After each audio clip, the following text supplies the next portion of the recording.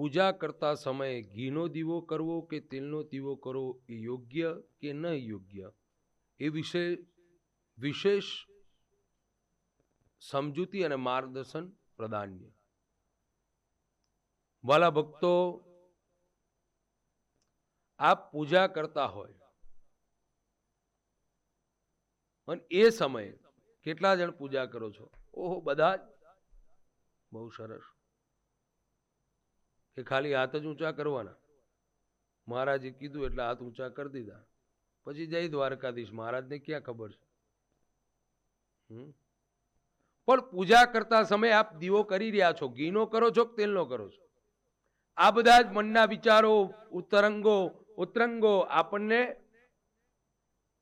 છવાવતા રહે છે. તો જ્યારે જ્યારે આપ પૂજા કરો છો, પૂજાના સમયમાં ભગવાનની કે માતાજીની પૂજા કરી રહ્યા છો, ભગવાન માતાજીને દીવો કરો છો. ઘણા લોકોને એમ છે કે માતાજીને તેલનો જ દીવો થાય. ઘણા લોકો હજુ મને કહે છે, મહારાજ માતાજીને તેલનો જ દીવો થાય. બહુ સરસ. કેમ ઘીનો દીવો માતાજી ન કરી શકે? હે, માતાજીને ઘીનો દીવો કરો ના પહોંચે? કયા શાસ્ત્રમાં એમ કીધું છે કે દીપક તેલનો કે ઘીનો? હા, પિતૃને તલના તેલનો તમે કરી શકો છો, પણ બીજે ક્યાં એવું નથી કીધું કે માતાજીને ઘીનો તેલનો દીવો કરવો જોઈએ.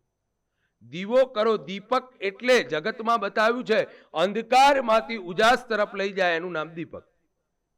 હે, આરતી તમે શા માટે કરો છો? પૌષ્ટિક માર્ગમાં એમ કીધું છે આરતી લેવાય નહીં.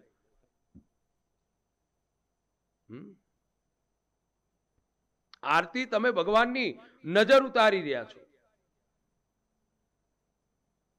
આરતી તમે કરો ને, ભગવાનની નજર ઉતારો છો. દીવો પ્રજ્વલિત કરવાથી એક ભાવના એ છે કે પરમાત્મા કે પરમેશ્વરીને ઘીનો દીવો કરો, તેલનો દીવો કરો, કોઈ વાંધો નથી. એમાં કોઈ વિકલ્પ એવો નથી કે માતાજીને તેલનો જ દીવો જોઈએ, ઘીનો ન થાય. પણ શુદ્ધતા જોઈએ, ખાસ એ વાત છે.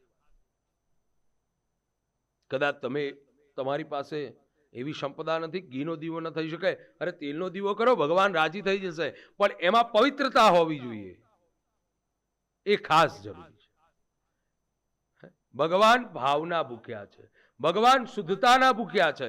ભગવાન તમારા અનુરાગ ક્યારે થાય છે કે તમારામાં એ યોગ્યતા પ્રાપ્ત ક્યારે થાય છે કે તમે ભગવાનને સમર્પિત થવા માટે યોગ્ય ક્યારે બનો છો કે તમે આ પ્રમાણે તમે ભગવાનનું અધ્યયન કરો.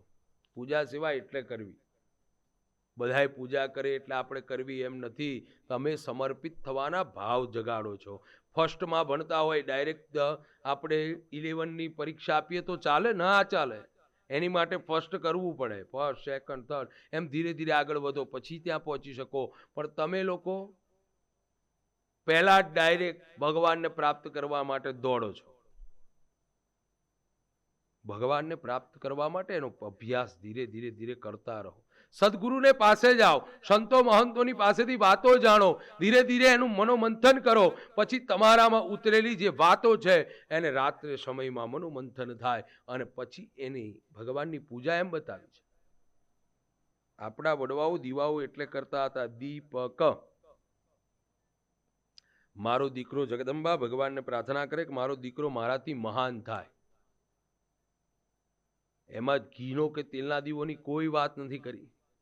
હા, ફક્ત પિતૃનો દીવો તેલના તેલનો થવો જોઈએ.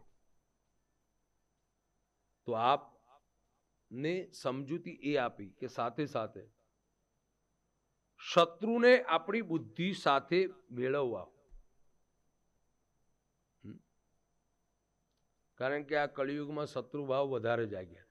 આપણી સાથે રહેતો હોય, આપણી સાથે ભણતો હોય, આપણી સાથે હરતો ફરતો હોય અને કદાચ આપણેથી આગળ વધે એટલે ઈર્ષા ભાવનાઓ, શત્રુતાઓ એટલી જાગી જાય ને, ન પૂછો વાત.